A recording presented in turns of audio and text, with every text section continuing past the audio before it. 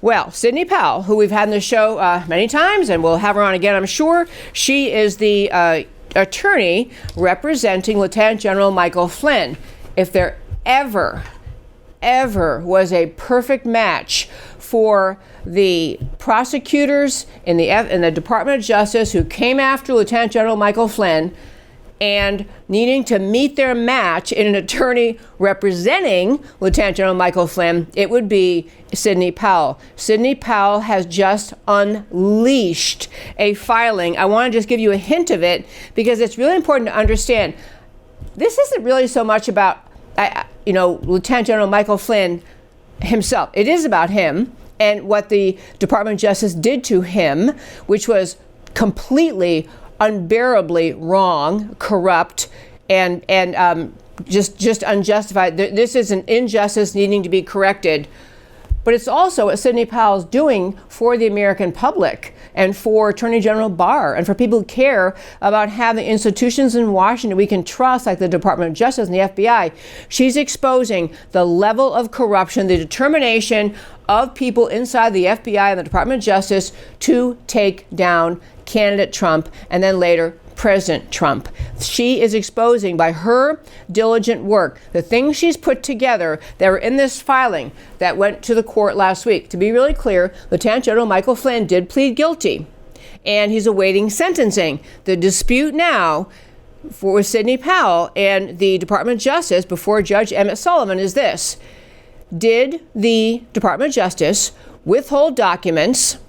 Did they withhold Brady evidence? That's just the name of the case that is established law. You're required, if you are the Department of Justice or even state level prosecutors, you're required to turn over to the attorney for the accused or turn over to the accused evidence that would be exculpatory, evidence that would tend to show that the accused is actually not guilty. This is one of the main arguments Sidney Powell has been making over and over, is that the Department of Justice never turned over the exculpatory evidence they had related to Lieutenant General Michael Flynn before the time he got arm twisted into making a guilty plea. So she's been filing motions asking for the court, Judge Emmett Sullivan, to order further turning over of Brady evidence. The Department of Justice lawyers have been saying, we already gave you everything you're entitled to. We looked at stuff, we've seen it all, we've decided you only get this, and therefore you're not entitled to the things that you want to have. What Sidney Powell, and this is only the result of a diligent, determined, tireless fighter for her client, Sidney Powell uncovered through looking at evidence that was ultimately made available, information ultimately made available through various Freedom of Information Act requests, that where you got more information, more content, text messages, information Congress has finally gotten a hold of. She had to cull through all of that to come up with these arguments. And her basic argument is this: the FBI, and ultimately the DOJ that prosecuted him, the FBI entrapped Lieutenant General Michael Flynn with manipulated evidence. Say that again. She's arguing that the FBI entrapped Lieutenant General Michael Flynn with manipulated evidence. And what she's got to point to are actual documents. To be really clear, the DOJ still will not turn over all these things she's demanding. She's saying that she should be entitled to. And so there's motions in front of Judge Emmett Sullivan saying, should he, because he has the authority to order the DOJ, yeah, you need to produce this stuff, or order the FBI, yes, you have to produce this stuff. But right now, her motion she filed last week, I want to give you a flavor of where she's going with it. So, first of all, I saw several articles. I'm just going to say this little piece. It's only a minor point, but this is a woman lawyer defending Lieutenant General Michael Flynn. First name is Sidney, which is Sidney, Sidney. Anyway, so Sidney filed a 37-page brief. She showcased throughout the brief the prosecution's withholding of evidence and also exposing significant new evidence that the defense team has uncovered that establishes, and these are essentially the words that Sidney Powell is saying, a concerted effort to entrap Flynn.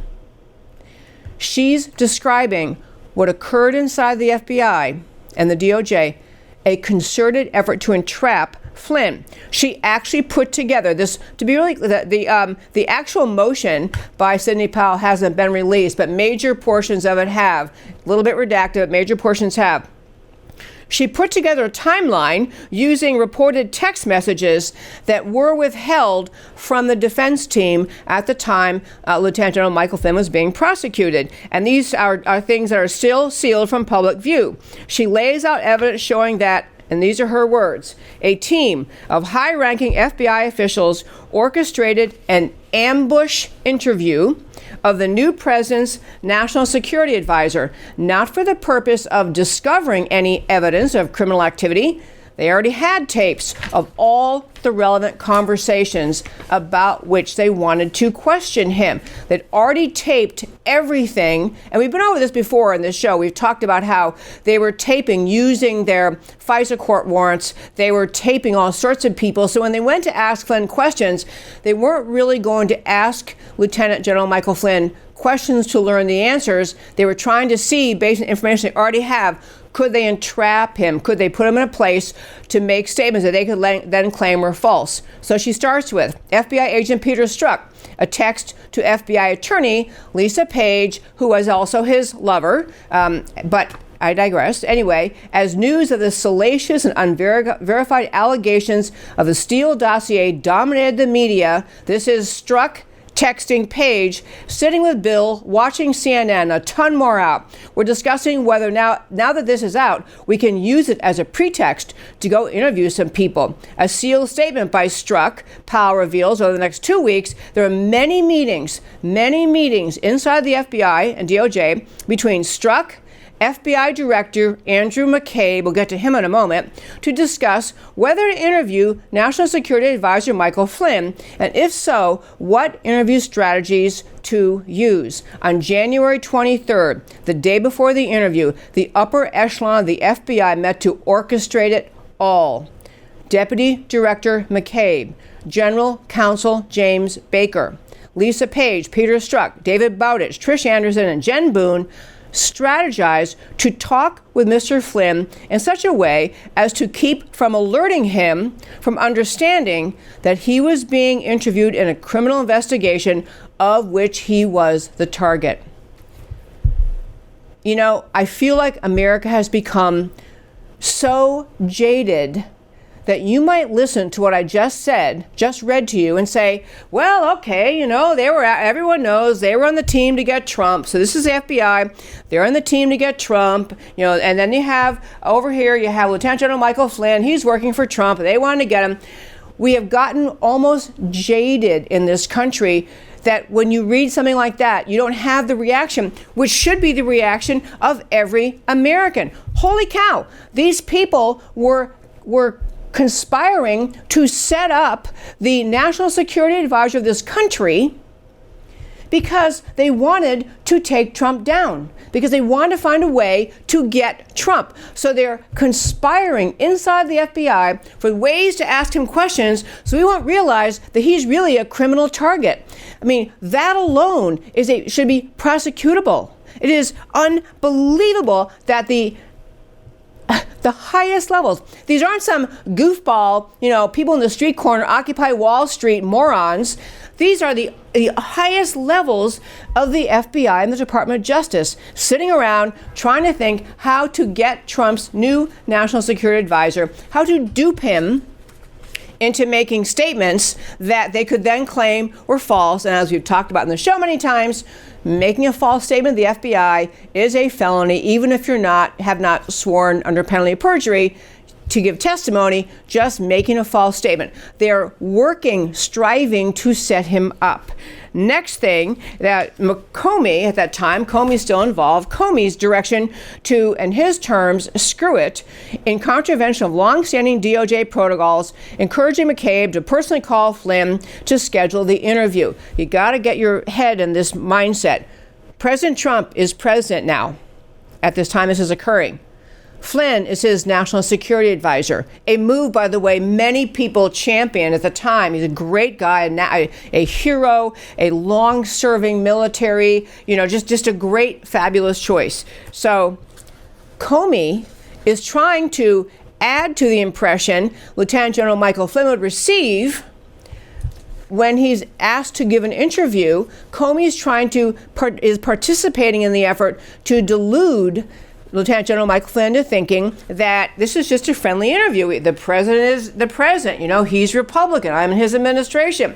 This is a Republican, executive branch now. We have the FBI, and the FBI it's okay if we still have holdovers, because now we understand we're not under Obama anymore. We're under the new president. Unbeknownst to Lieutenant General Michael Flynn, all these characters inside the FBI and DOJ are still in their heads loyal to Obama, loyal to the effort to take President Trump down. Taking down his national security advisor would have been and was a great first step.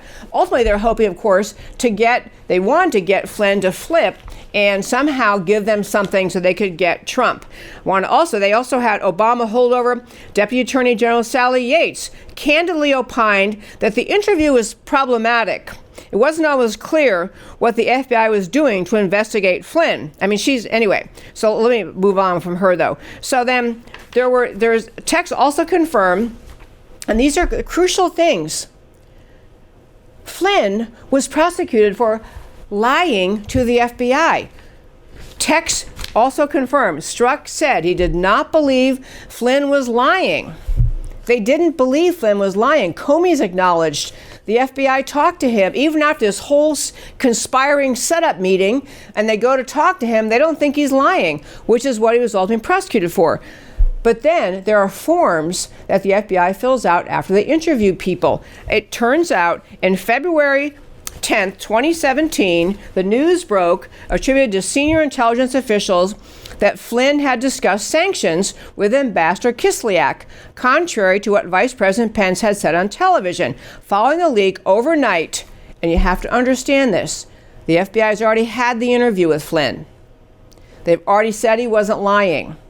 And then it comes to light that Flynn's conversation with Ambassador Kislyak caused Vice President Pence concern, thought he wasn't maybe getting a straight answer. So overnight, Flynn's 302, the forum the FBI uses to write down notes, here's what he said, we said, he said, here's the summary of the interview, was changed.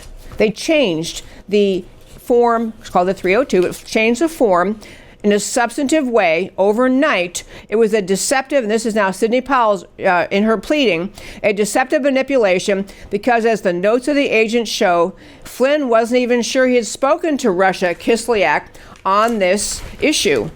So she says he talked to dozens of countries.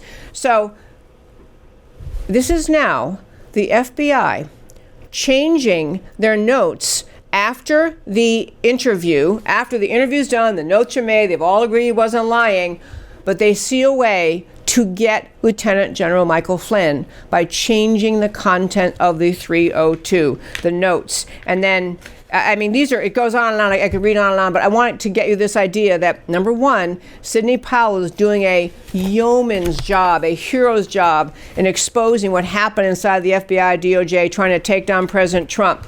There also was an allegation in these new documents that have been turned over that James Clapper, DNI, had allegedly issued the kill shot order. Go ahead and do it. Just get this done.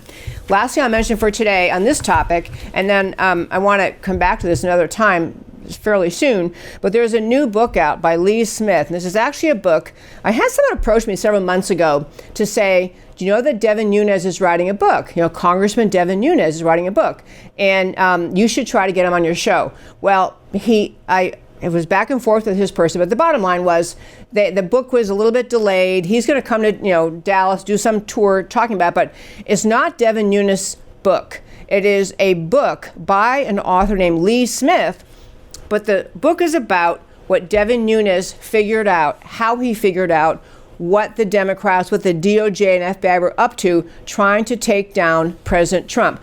Devin Nunes, brilliant member of Congress, put this together very early. Lee put together what we're now finally seeing unfold. So we have this Lee Smith book coming out, I think actually tomorrow or this week, I think. He basically, in this book, in reporting what Devin Nunes figured out, author Lee Smith is writing that there was a multifaceted criminal conspiracy to destroy former National Security Advisor Michael Flynn. It was launched by persons across the national security state apparatus, and it was in part launched because they were concerned about him, Michael Flynn, being such a straight arrow, beginning to do reviews of the security state apparatus, did not want audits of the intelligence agency's operations. This was the other reason they decided they had to take out Lieutenant General Michael Flynn. We shall continue following this story. I'll bring you more about it. But these are momentous. Okay, one more point on this story. These are momentous times in America, because this is the first time, at least I know of, when the entire apparatus of the national security of our country, the FBI, the Department of Justice, it seems almost clear as can be, the CIA and John Brennan, all colluding together on behalf of the Obama administration and the Democrat Party to destroy a Republican candidate, which is ultimately, and please keep this in mind, ultimately to destroy the right of the American people to choose their president. These people decided that they knew better and they're going to take him down, and the American people are just going to take it. What you're watching happening now, this impeachment over nothing, is just a continuation of the same mindset that started inside the FBI and DOJ. They don't have to put up with a choice the American people made for president that they don't like. They think they are smarter, better, they know better what's good for America. They don't think they have to put up with it. So, huge story to be following, must, because the ultimate thing, if we don't really clean out the FBI, the DOJ, the CIA, everybody involved, everybody who enabled it, everyone who stayed silent, if we don't clean these people out, we will have established that this kind of conduct is acceptable at the highest levels of power in the United States of America, that you can have literally a kangaroo court, a mockery of the institutions that were created by our laws in our country, a mockery of the structure of government created by the Constitution, all because the American left was really, really bothered that Donald Trump managed to win the election, and they felt they were justified in taking him out by any means possible.